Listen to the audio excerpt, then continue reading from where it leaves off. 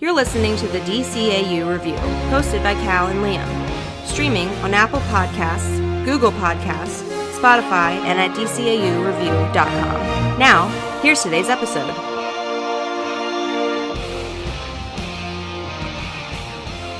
Welcome, everyone, to episode 128 of the DCAU Review. I am Liam, and with me, as he always is Cal. Cal, we are continuing in our month of Justice League Unlimited reviews with another interesting one this week. Yeah, we have one, again, from the very first season of Justice League Unlimited, as we've kind of been hanging around in that area so far this month, kind of forcibly be based on some of the storylines and stuff like that. We don't want to get too far ahead of ourselves here with the way the JLU rolls. But yeah, we'll be covering the season 1 episode entitled Hawk and Dove, appropriately. And it's one that I don't think was heavily in rotation or was one of my favorites when we first saw it. So it was definitely somewhat refreshing to watch again. Not one that I had watched a lot, so be interested to see both of our thoughts on this episode and what we think as we go through our scores here. For sure, it is not your traditional action-heavy superhero adventure story.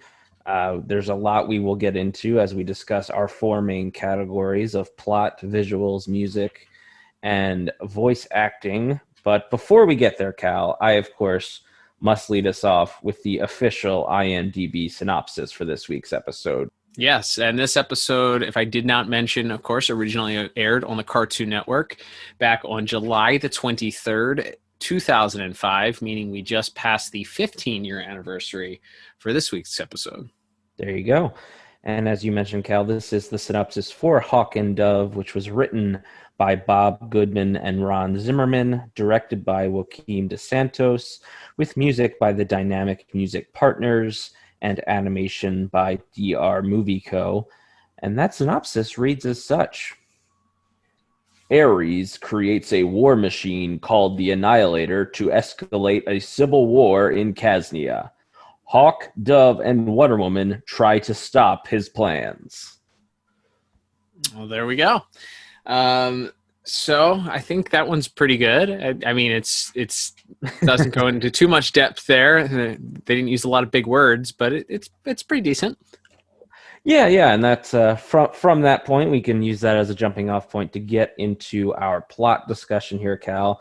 So there's a couple of different things at play here. We open with some exploring a little bit more of the Greek mythology that sort of surrounds Wonder Woman, that being Ares, the god of war, and Hephaestus, who's sort of this who makes armor and weaponry for the gods. A blacksmith, if you will. Exactly. And he creates this, what I guess is sort of a magical robot called the Annihilator, as our synopsis mentioned, that is, as we come to find out, is fueled by rage and violence. And therefore, it is unstoppable so long as as people are willing to fight it. And that sort of comes into the central conflict of the episode, as Wonder Woman has sort of been. We get some exposition with her and the Martian Manhunter speaking at the beginning about how she's been a little over aggressive, a little violent of late. We see her sort of taking down some bank robbers and really taken a hard approach to disciplining them as well. So she's sort of dealing with her own anger and frustration, and that's sort of contrasted by this duo, these brothers, Hank and Don, better known as Hawk and Dove, who, of course, as the names would suggest, Hawk is very much a punch first, ask questions later type of superhero, whereas Dove is always sort of looking to diffuse situations and avoid violence when he can. And that sort of leads us into them being sent in to stop this civil war that is happening in the recurring fake European country of Casnia. We get a name check of Queen Audrey, who, of course, was Diana's friend in the episode Maid of Honor, which you can hear our review of if you head back into the archives at dcaureview.com. But yeah, so there's a lot at play here, Cal. We have all this like Greek and Roman mythology going on in one corner. We have the side story of Wonder Woman sort of being frustrated and angry. And then we have this main plot being all of our heroes sort of stuck in the middle of this civil war that's being perpetrated, at least in part by Ares. So there's a lot going on here. Yeah, there's definitely a lot of moving parts, and there's some, obviously, this is the first appearance of Hawk and Dove. This is the first appearance of Ares, the god of war. So we have a lot of new characters being established here, and there's not a whole lot of background given for Hawk and Dove. You quickly sort of learn their roles based on the situation that they find themselves in. They are introduced in a bar situation where it appears there's sort of this angry mob looking to fight them based on perhaps Dove or Don was sharing his thoughts on who knows what was happening possibly at the time politically. I think they're done talking. This is ridiculous. Just because I disagree with you doesn't make me unpatriotic. No, you being a bleeding heart punk makes you unpatriotic. Actually, I gotta agree with him on that one. Too late trying to side with us. You're both taking a beating. Look, we got off on the wrong foot. Don't you think we could find plenty of things we all have in common if we just tried? It seems that these guys are they call him a bleeding heart, I believe, which obviously typically is a adjective used to describe someone who's a little bit more liberal, someone who's more peace loving. So you could take from this situation that maybe they are in a more traditionally conservative pro-military area, and maybe they were having a discussion that led to Don sharing his opinion on the military and fighting, and obviously which is sort of the undercurrent for this episode, and ultimately plays out in their favor that he is more of the peacemaker type. But yeah, then you have Ares, of course, the god of war, who's introduced here in his one and only DCAU appearance. Of course, the Annihilator robot does come back into play later on in Justice League Unlimited, but what better weapon for the god of war than a weapon that is fueled by rage and war? He's an agent of chaos. He loves obviously war, and if you've seen the Wonder Woman movie with Gal Gadot and much heralded and loved Patty Jenkins film, then you're probably somewhat familiar with Ares and his whole spiel and what he likes to do and kind of his role. But this was obviously done way before that movie came out. So this is sort of the introduction, at least for a lot of fans that maybe weren't as familiar with the DC continuity of who this Ares God of War is. And of course we haven't covered the episode yet, but we did have Hades make an appearance on a prior episode of Justice League. So this is just another one of those Greek gods, as you mentioned, that is sort of kind of filling out some of Wonder Woman's history there. But yeah, I think the interesting thing as we get into like talking about our plot here and certainly discussing our scores for it is you do get some more depth. We haven't covered a lot of episodes that dealt with just simply Diana or kind of her backstory. And I think it's very interesting that the opening scene that they have is her stopping a bank robbery. And I try to take a day off, try to have a semblance of a normal life, but you had to pick today to rob a bank.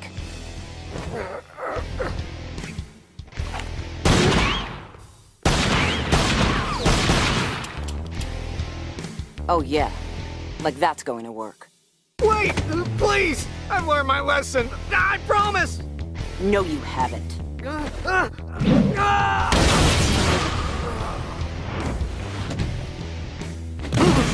Your kind never learns, and it's really starting to get on my nerves. Diana. In a minute. Diana! I'm not finished here. I'd say you are. she's very, very exasperated and clearly just done. She talks about trying to take a day off and couldn't do it because these clowns wanted to rob a bank. And she's really going I think Bruce probably would have been proud with the tactics and maybe the level of violence that she was kind of enacting against these bank robbers. Maybe some of her influence of taking a liking to Bruce translated over to her being a little bit more rough on these guys.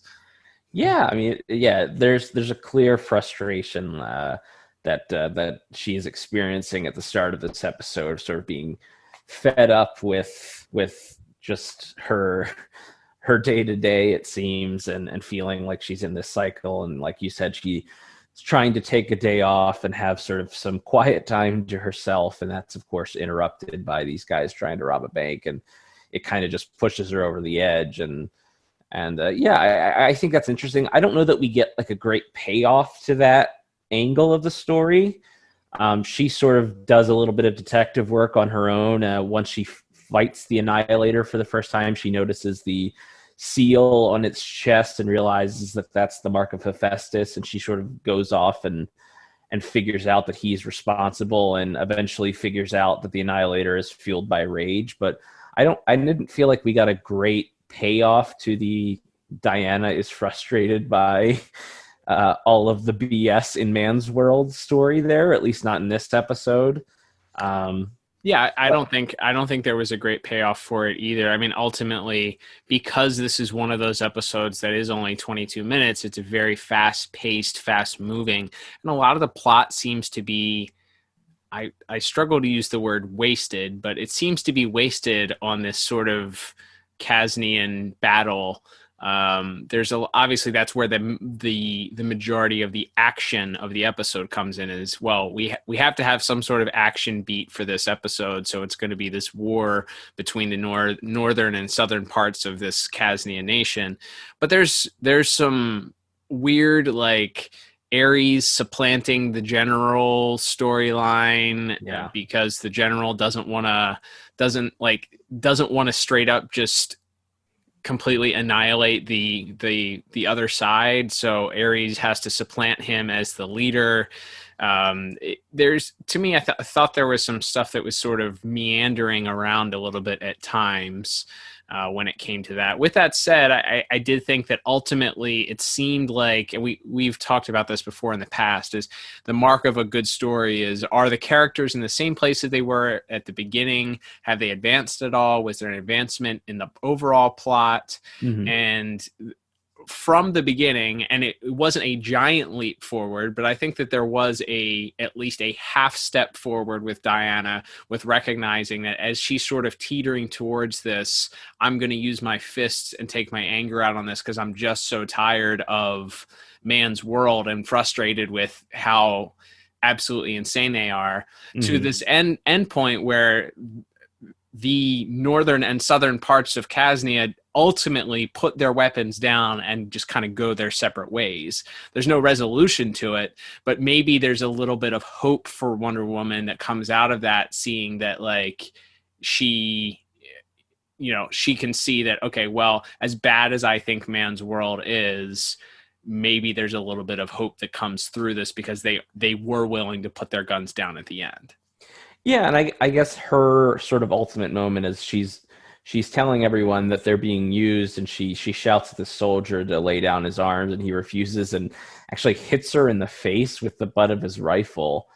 And she has this, incredible look of rage in her eyes, and then that's sort of when it dawns on her that the Annihilator must be fueled by anger and hatred, and that sort of is the tipping point there. So yeah, there's a little bit of a resolution to it. I guess her realizing that her aggression can be used against her by agents like Ares out in the world, and yeah, there's some interesting stuff in there.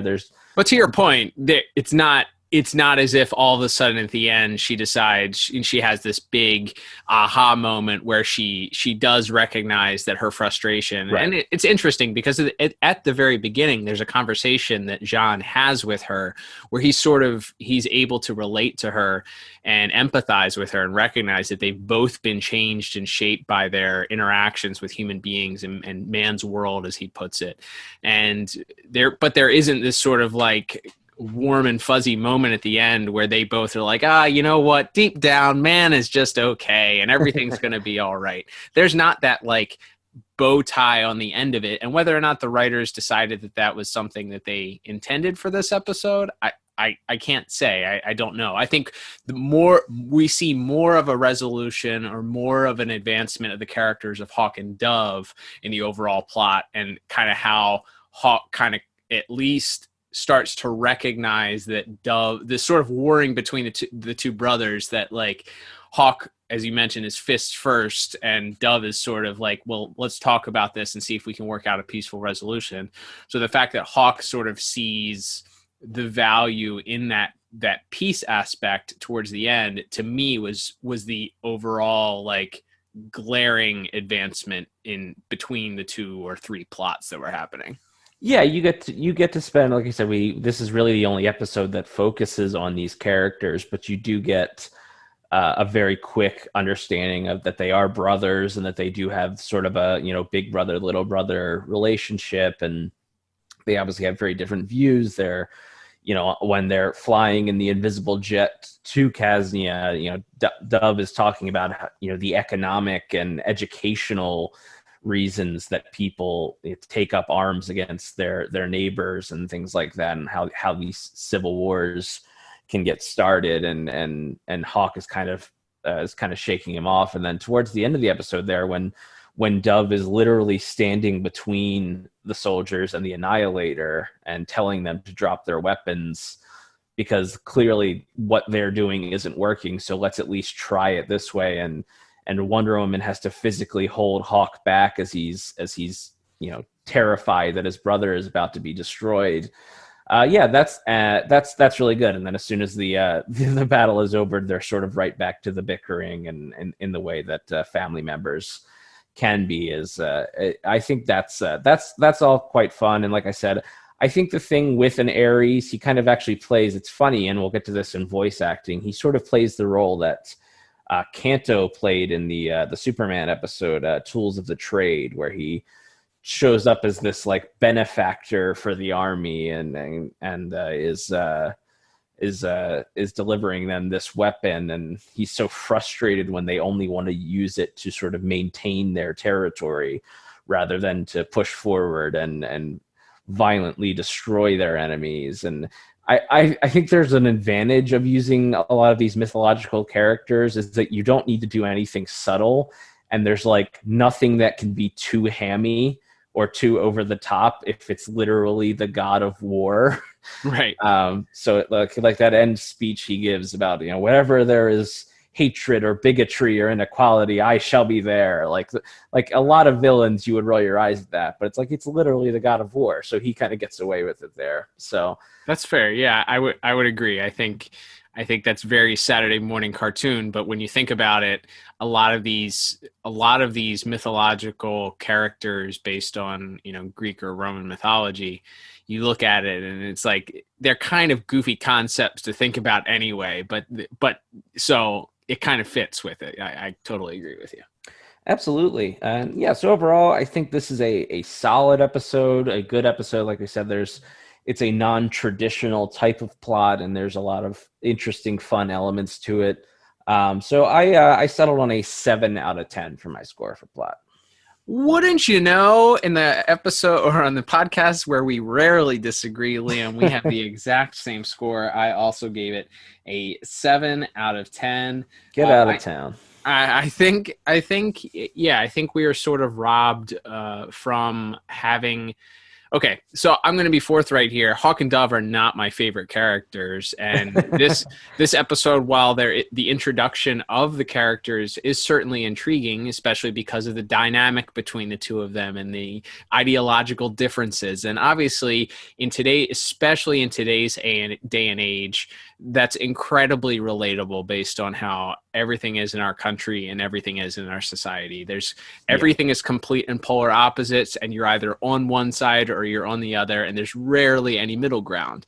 So these two characters clearly are relevant 15 years later, even more so maybe than they were at this time in history. So they're very interesting, and I think fleshing some of that out going forward and kind of having a meeting in the middle of ideologies certainly is a fascinating concept.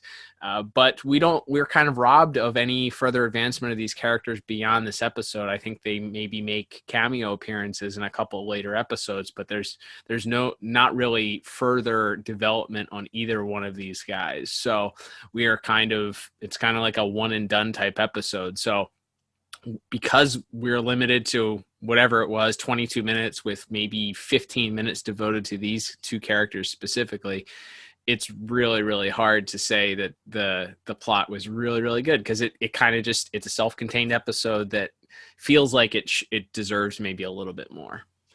Yeah, it's in the same vein as some of these other season 1 episodes we've reviewed with a character like Booster Gold or somebody, where we just kind of get one episode that focuses on them, and then we kind of move on to the other characters. So yeah, there's like I said, I think there's some fun to be had. It's interesting, as you said, the political messaging of the episode is still very very relevant. So there is some fun to be had, but maybe not an all-time classic from a writing standpoint either. It's interesting though.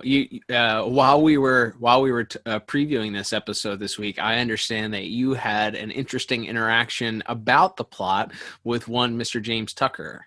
That's right. Of course, James Tucker was a producer on JLU, as of course went on to be the showrunner of Batman the Brave and the Bold, as well as quite a few of the DC original animated movies that have come out over the last decade or so. But of course was a producer on Justice League at this point. And he mentioned that at the time this episode aired, of course they would, I guess he would check message boards and stuff, which, pre-Twitter, I guess that's where you go to see the hardcore fan reaction to these episodes. And he mentioned that a lot of people thought the character of Dove or Don was gay. I assume, and he said the only assumptions that they could have gotten that from would have been that he is a pacifist, and perhaps because he wore like a nice like purple or pinkish shirt at the start of the episode, they assumed I guess that informed his sexuality in some way, which I found to be very funny. Just one, I guess there is that sort of TV trope of if you're not a tough macho guy, that must mean you're effeminate and somehow it's just sort of outdated looks at masculinity and everything. But I thought that was a funny note, and it was nice of always love interacting with James or any of the other creators, and I thought it was funny that he passed that note along to us as we were previewing this on Twitter this week. But yeah, I mean, it's funny because this version of Hawk and Dove, and there have been quite a few different versions with different people taking up the mantle. But if you read the original like 1960s or 70s Hawk and Dove comics, this is a pretty accurate portrayal. If anything, Dove is maybe a little less of a pacifist here than he is in those early comics. So yeah, it is pretty much like The Question, much like a lot of the characters that they would bring in, a lot of the new gods and things like that. They pretty much just took the classic original Hawk and Dove archetype that was created by Steve Ditko and Steve Skeets, and just kind of put them into this DCAU world. But yeah, I thought that was a funny note from James Tucker, and like we said, always appreciate getting to interact with him. Twitter's not all bad. it's mostly bad, but it's not all bad. Amen. And from there, Cal, we can move on to visuals and animation. As I mentioned, this episode was directed by Joaquin DeSantos. It's interesting. We have some things to talk about. We have, of course, as you said, new characters like Hephaestus and Ares and the Annihilator. We have this sort of war-torn part of Casnia, where these two warring factions are going at it, and then we have Hawk, Dove, and Wonder Woman kind of in the middle of it. What stood out for you this week in visuals? Well, I think it's certainly very hard. Right off the bat, we are introduced to Hephaestus and Ares and the Annihilator suit, and they definitely all have unique looks and certainly very familiar sounds, as we'll get to once we get into our voice acting this week. But I think the stark contrast between, I believe it at least Hephaestus refers to Ares as his brother, so there's certainly a stark contrast between the looks of them. Ares is certainly more suave and debonair, and Hephaestus sort of looks like the troll under the bridge, or Danny DeVito, or they are one and the same. Troll. Right. You got my reference. I understood that. So, and then you have certainly the introduction of this giant robotic suit of armor, which is a unique take. I think it certainly has some Kirby 1950s influences to it. But I gotta say, I was a little bit. It is sort of underwhelming and I think maybe it's intentionally underwhelming because you think about who is the person that designed it. It wasn't a Lex Luthor robot. It wasn't a, Wayne Tech robot. It's not any of the modern technology companies that have fashioned this. It's a first century blacksmith of one of the Greek gods, or maybe not even first century, pre first century Greek god's brother that fashions this. So it's an interesting look. Not my favorite. I didn't love the look of the suit, but it's certainly unique enough. I think the things that stood out to me overall, though, certainly Hawk and Dove's look very true, as you mentioned, to their original design. I did like that, and I don't know if it was intentional or a nod or it just worked out this way, or you might be able to tell me based on the original design, but Hawk's eyes sort of have the Joker spy versus spy look to them, which sort of plays to the sort of rivalry between Hawk and Dove. If there is like a spy versus spy type relationship between the two of them, but he has sort of the white pupils with the black outside of them, as opposed to the more traditional all white with maybe a little black border, which gives him certainly a unique look and seemed to be very expressive to me. But a couple of the other things, we have certainly the opportunity to talk about Wonder Woman's invisible jet, which we probably haven't talked about too much beforehand. But I got to ask you, what is the purpose of the invisible jet? Like, when does the invisibility come into play where it's like an advantage? That's a great question. I can't really think of an answer for you, at least none that we have seen to this point. I think we've only seen it. It seems like in this JLU series, they just got like a couple characters got like personalized javelins. So like she has the invisible javelin. Batman has like a new bat plane javelin that he flies in a few episodes. So it just seems to me like they just got some personalized weaponry. Why she wanted an invisible jet? Can all the javelins go invisible? We don't know. Is this a special one made for her? I don't know. No one ever addresses it. Like, no one ever points out like, oh wow, we're in an invisible plane. It's just like, that's the jet Wonder Woman flies in. Why does Wonder Woman need a jet? She can fly.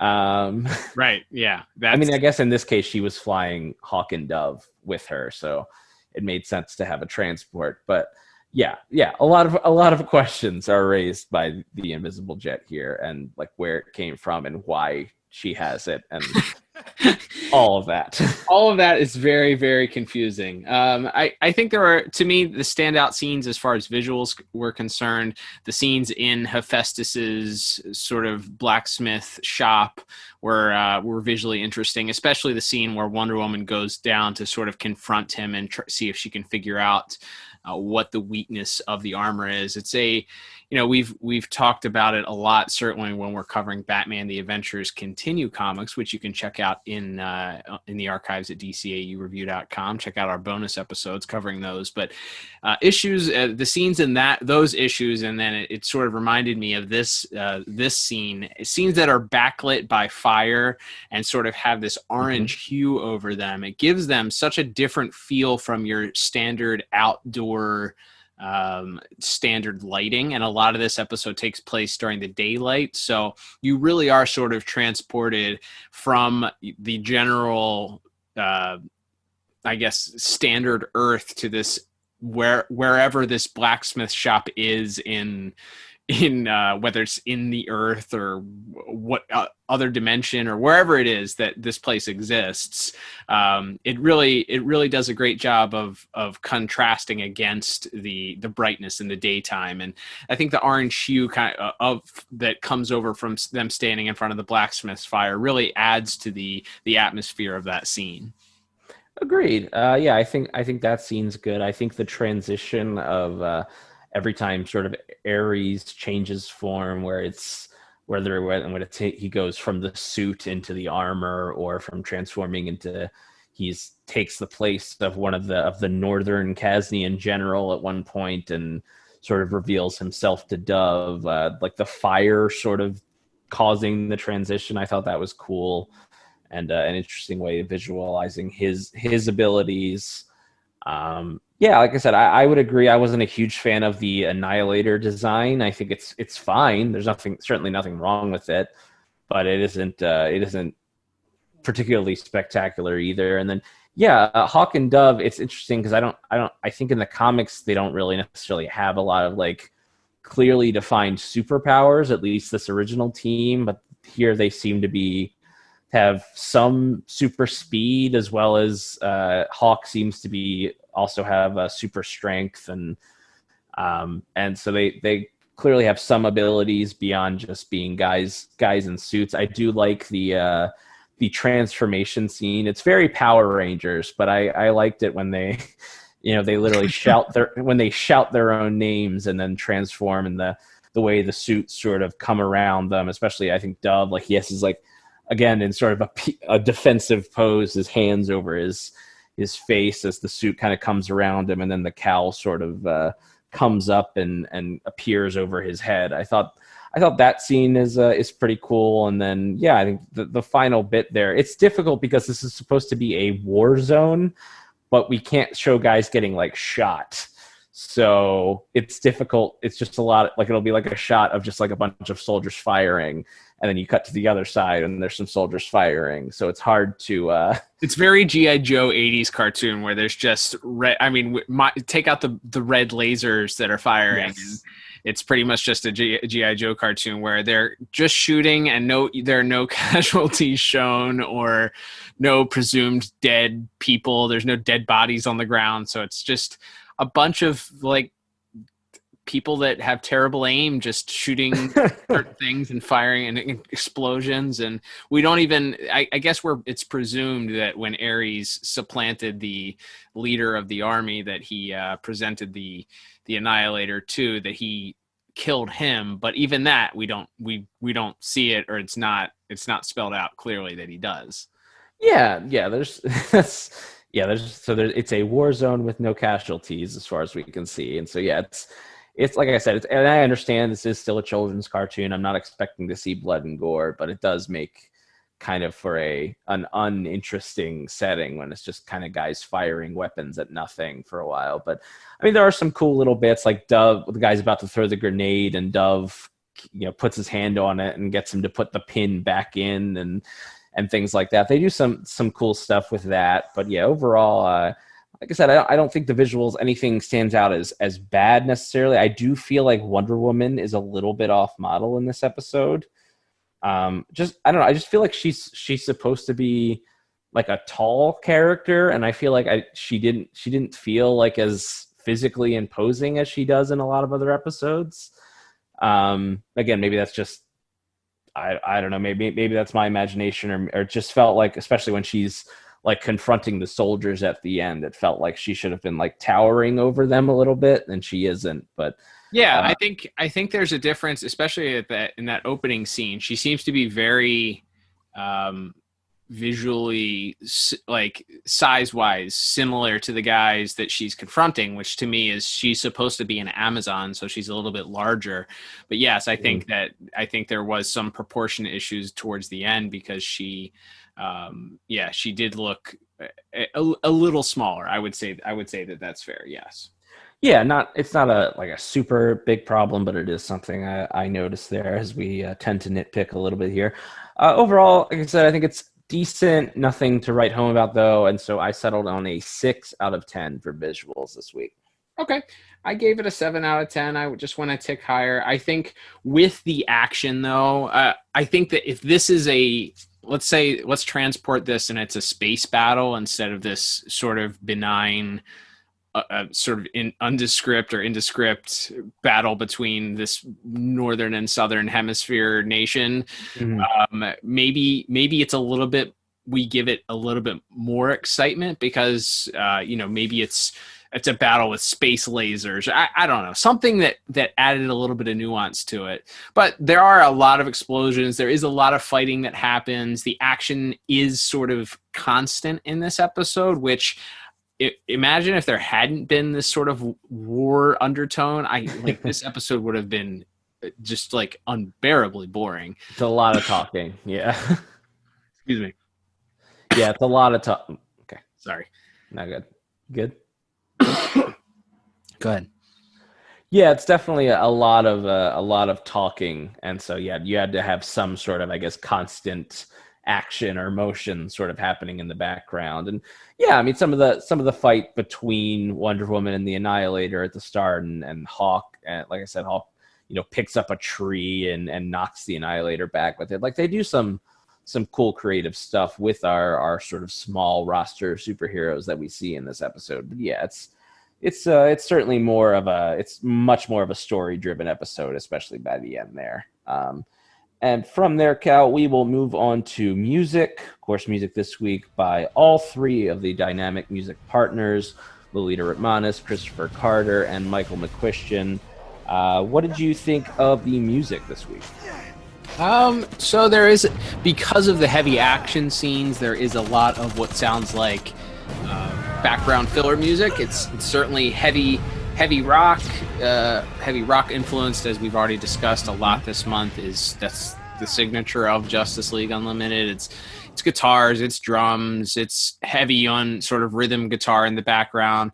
The main musical notes that came out that stood out for me, again, as we always say, Justice League Unlimited, not one of those that you can kind of isolate and listen to the soundtrack because it hasn't been released yet. But certainly the parts where Wonder Woman enters scenes, certainly punctuated by her theme song, that's always a plus. Definitely, yeah. That was the standout for me. We get it played in a lot of sort of varying ways throughout this episode.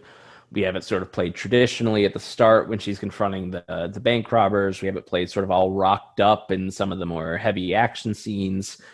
And in the moment when the soldier hits her in the face with the butt of his rifle, and she sort of stares back at him angrily, yeah, you hear it sort of played again, very like ominous, angry strings. So they did sort of thread that through. I didn't really pick up on a Hawk and Dove theme beyond the sort of triumphant crescendo when they first transform, and it didn't seem like they had a recurring musical theme throughout the episode. Again, maybe we would be able to pick up on it if they just released all of this music in isolation. Would love to see it, or love to hear it. But yeah, overall, I didn't have a ton of other musical notes beyond what we mentioned. A lot of heavy guitar and sort of fast-paced, fast percussion and all that stuff, and the action beats. And you do get sort of, again, that sort of ominous string music when a lot of the Ares scenes, when he's transforming, and when he tells the general that he's going to take his place, and and things like that, and where when he reveals himself to Dove near the end, you get some more traditional sort of ominous evil music there. But yeah, overall, certainly nothing wrong with the music, but not a lot stood out. And yeah, I actually gave music another 6 out of 10. And right back at you, buddy. I also gave this one a 6 out of 10. So 2 out of our 3 scores are identical.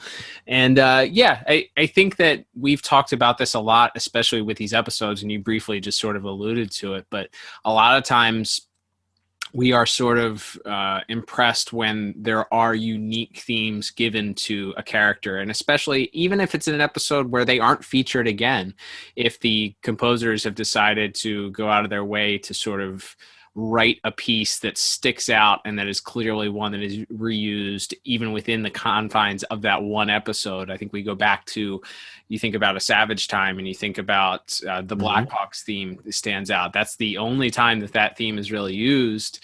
And it's a piece that's extremely memorable, one that is loved and is appreciated. And it's an amazing piece of music, and it was written just for that period, that episode, for that specific episode. So or going back to Batman the Animated Series, and you think of the Grey Ghost and the impact that that soundtrack meant, or there's countless others we could go back and talk about. But that sometimes is the difference between us taking the score up to a higher appreciation, where it doesn't mean that the music is bad. It doesn't mean that the music is not appreciated, or that they didn't. Certainly the dynamic music partners, that it's, other than Shirley Walker herself, that's the dream team of bringing together three incredible musicians.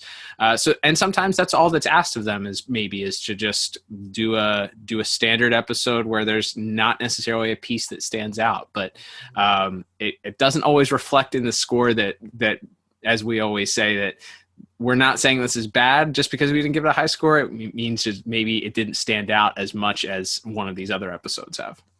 Yeah, absolutely.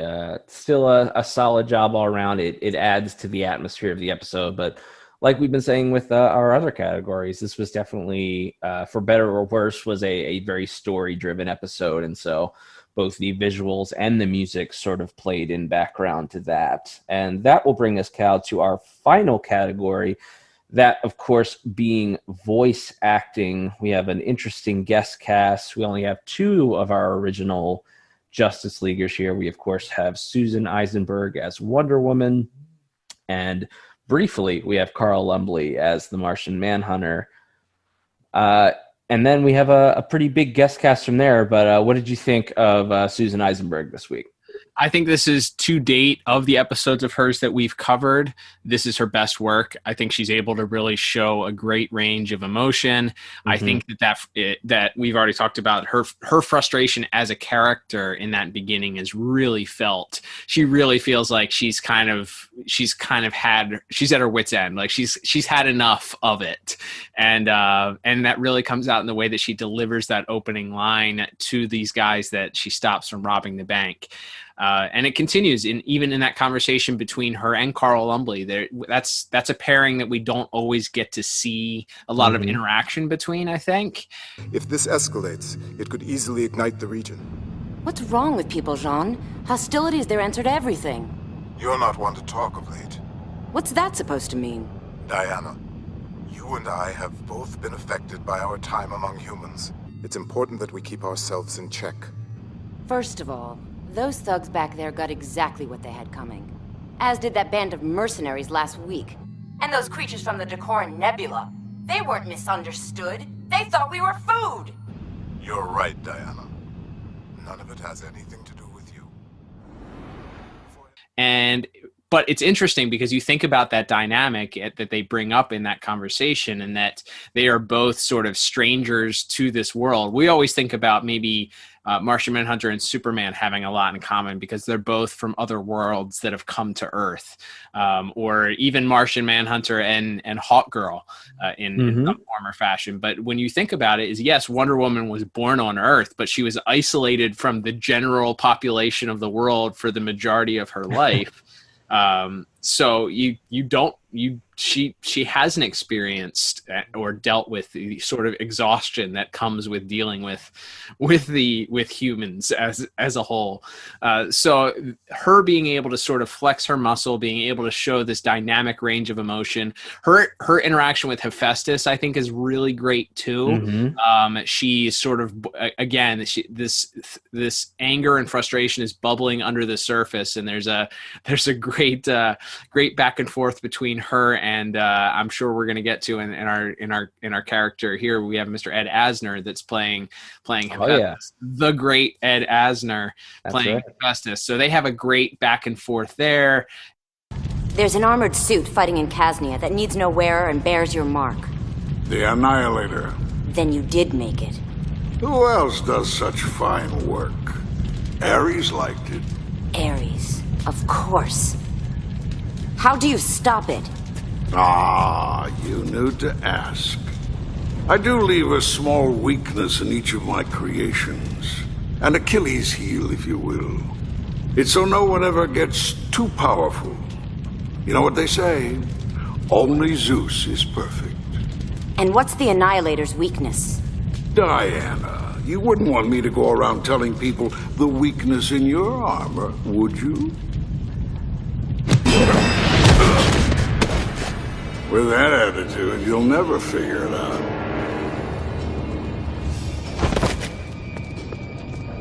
Come back when you have more time. I'll let that suit out a little. And ultimately, she has a line at the end where she talks about it taking more strength not to fight, and I thought that was really, really awesome. Yeah, I think that's good. And again, we mentioned, and I'll mention him now, Michael York, who plays Ares, who, as I mentioned back in the plot, ironically playing a similar role to one Kanto played. He was the voice of Kanto on Superman the Animated Series, and here he is playing Ares, playing kind of that similar role. But again, like I mentioned, he has this over-the-top villainous monologue about whatever there is hatred and bigotry and inequality, I shall be there. And Susan Eisenberg as Wonder Woman just sort of very calmly but defiantly saying, and I'll be there waiting for you. Like, I thought that's a very great heroic moment. And if you give that to a certain actor or actress, it could come off very hammy or very Saturday morning cartoon, but there's such conviction and in her voice on that line. I think she does a great job. I do really enjoy Michael York as Ares. He has, I think, the best line of the entire episode, which is when he's yelling at the general and he says, I didn't give you the Annihilator so that you could run them out of town. I gave you the Annihilator so that you could annihilate them. I didn't give you the Annihilator so you could run your enemies out of town. I gave you the Annihilator so you could annihilate them. That line was really great. I did notate that one. That was fantastic. He sort of has this very classically trained Shakespearean, very similar to, I think, when we listen to Malcolm McDowell, who plays Tallow. They're very thespian, classically trained actor, over the top. Shall I win a country but massacre my people? Yes, you idiot! I think like a South Casnian? Has it even entered your skull that they think like South Casnians? And you better start thinking that way too, if you want there to be a northerner left in this rat-infested dirt heap you call a country. All any of you mortals are good for is to slaughter one another, to fight and fight until the bones of your enemies are strewn across the battlefield, only to rise again in the next generation like a well-tended crop. That's what the Annihilator is for. But no, you're using it to play tag. Almost enunciating, and I think it's to his credit. He was actually cast as 4 different characters in the DCAU. He also plays Count Vertigo, I believe, in the Batman the Animated Series Off Balance. He also plays the antagonist in the Zatanna episode in Batman the Animated Series as well. So clearly, this is a guy that this is a guy clearly that Andrea Romano was comfortable with going back to over and over again when she needed to get somebody who was a little bit over the top in their performance and could really add a bit of character in a way. And I think we mentioned it when we were talking about the plot, this character is automatically kind of over the top. He's the god of war. Like his whole thing is he wants there to be chaos and stuff. So it's having Michael York cast as this character, I think was another example of just absolutely knowing what you wanted from this character, and Andrea Romano going out and getting somebody that was perfect for this role. Yeah, and it's fun because when he's the guy in the suit who's giving the North Kazian army this weapon, he's so suave and kind of like, aha, everything's coming to plan. But the second things aren't going exactly how he wants them, you see that rage and again that very over the top villainous nature just come out, and then he's this sort of ranting, raving, crazy man. I mean, literally we mentioned this in visuals when he's yelling at the general, like spit is flying out of his mouth, like he's so unhinged at that point. I think Michael York did a great job of capturing that. And then, yes, as you already mentioned, we have Ed Asner as Hephaestus. Again, I think his playing off of Michael York as well as Susan Eisenberg was great. And then we have our Hawk and Dove, a very interesting and cool casting choice here, as we had Fred Savage and Jason Hervey, who of course played brothers on The Wonder Years back in the day, got to play brothers yet again here.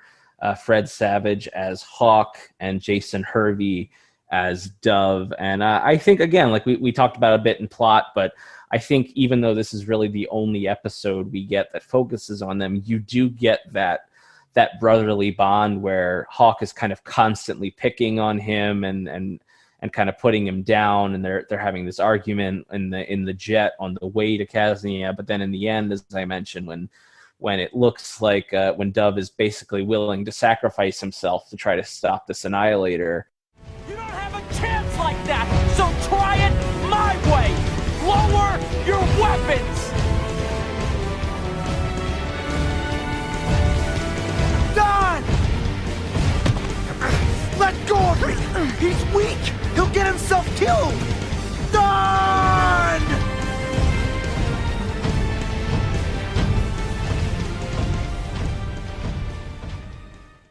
And Hawk is screaming about how, he's weak, he's going to get himself killed, I have to stop, I have to save him. That big brother mode, sort of protector mode taking over. I think they both do a really good job of showing off that sort of brotherly bond, both in the bickering, but then in the more serious moments towards the end as well. Yeah, and I think this is the case of the, certainly, again, your voice casting director saying, hey, you know what, we're going to cast people that have worked together, that have played brothers before, because they kind of understand that chemistry. I personally have never seen an episode of The Wonder Years, so I could not tell you what their chemistry was like on that show. I'm most familiar with Fred Savage from his appearance in The Princess Bride as the... Yes. God damn it.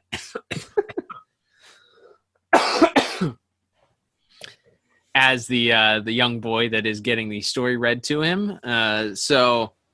But clearly they have a chemistry about them, and there's a familiarity there between the two of them that really worked and that played out in this voice casting, so that they could have this, as you mentioned, this sort of back and forth and this sort of bickering. And from doing the research and looking up this, apparently their roles on The Wonder Years were a little bit reversed. So they intentionally decided or they were interested in switching roles in this case, and with Fred Savage being more of the antagonistic, older, sort of domineering brother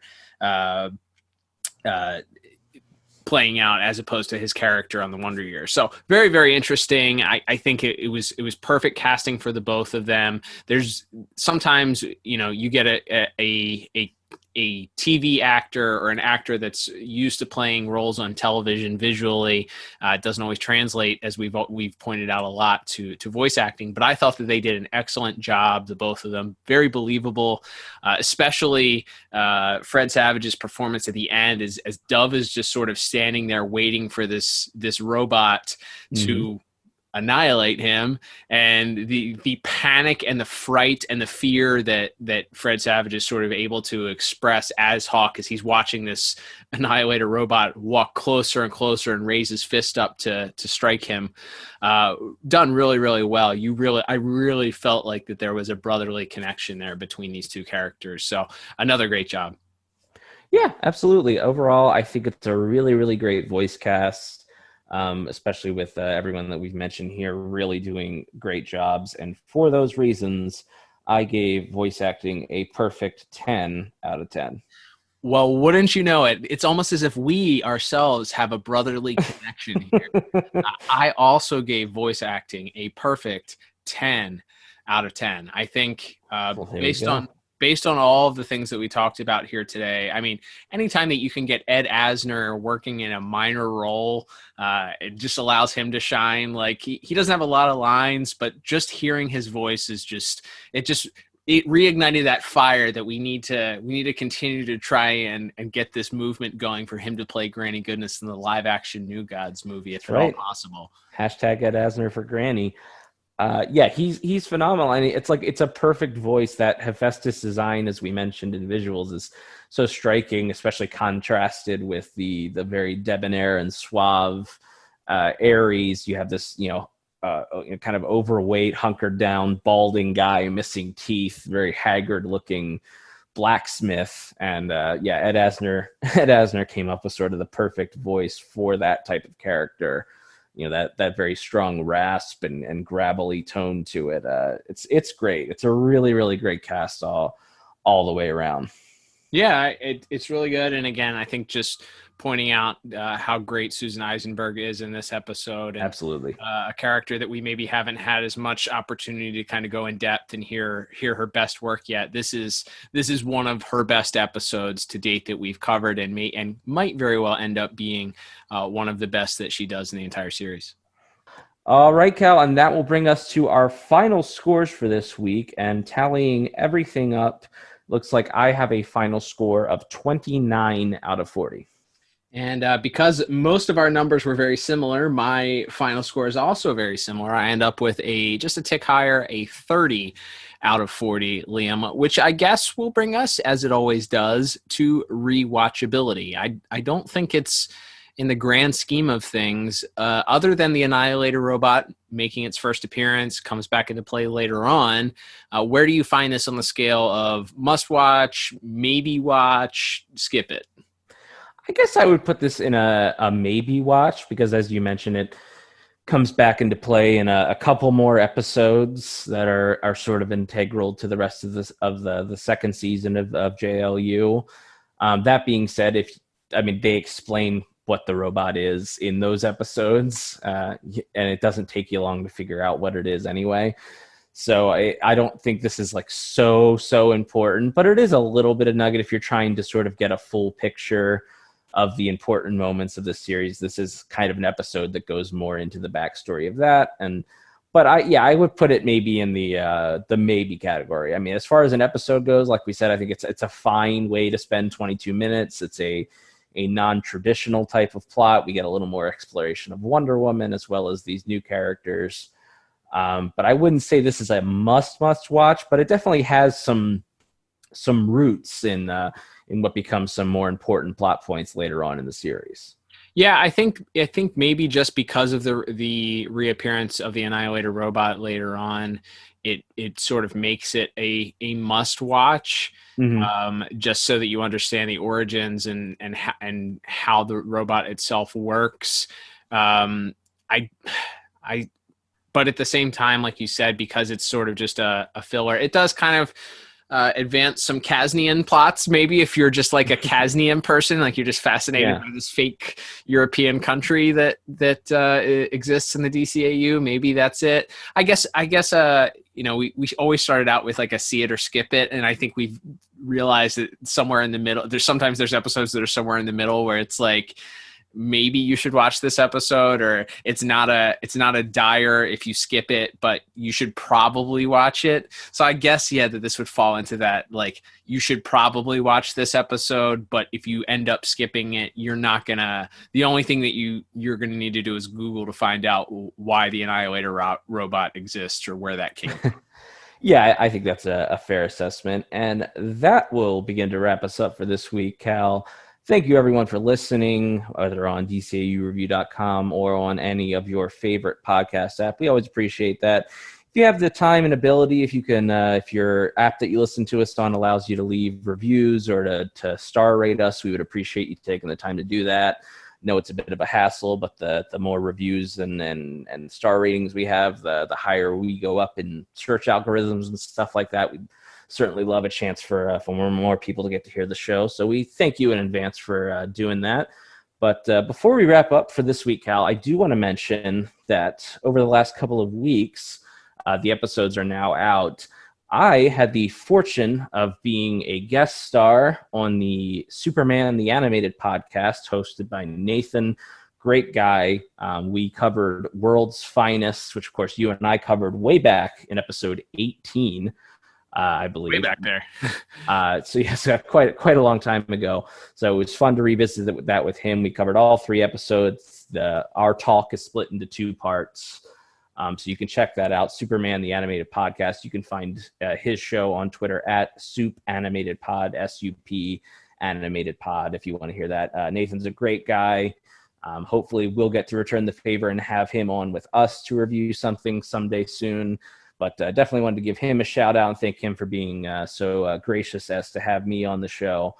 And before we wrap up here, Cal, let's give them a little bit of a preview for next week. So we will be continuing on with our final JLU review for the month, that being the episode Ultimatum. A lot of fun stuff to discuss with that, not just because it is the next chapter in sort of these early stages of this Cadmus storyline, Cal, but also some fun homages to previous DC cartoons. Yeah, absolutely, Liam. There's a few nods to maybe a childhood favorite of some of our listeners, or maybe some of our listeners' first introduction to the Justice League. So very, very interested in watching this episode with the critical eye that we take with all of our reviews here at the DCAU Review. And again, this continues some of the Cadmus story arc. So this plays in later on in a lot of the heavier and deeper subplots later on throughout the JLU Season 2. So very excited to cover this episode with you. It's going to be a good one. That's right. And not only that, Cal, but we will also have our next bonus episode coming in the next couple of days, as we will be covering the final 2 chapters of Batman: The Adventures Continue, the explosive finale to this latest chapter in the DCAU. So you can look out for that coming this week. And then, of course, our regular episode on Ultimatum coming next weekend. So until then, I'm Liam. And I'm Cal. And we'll be back soon with another episode of the DCAU Review. Bye-bye.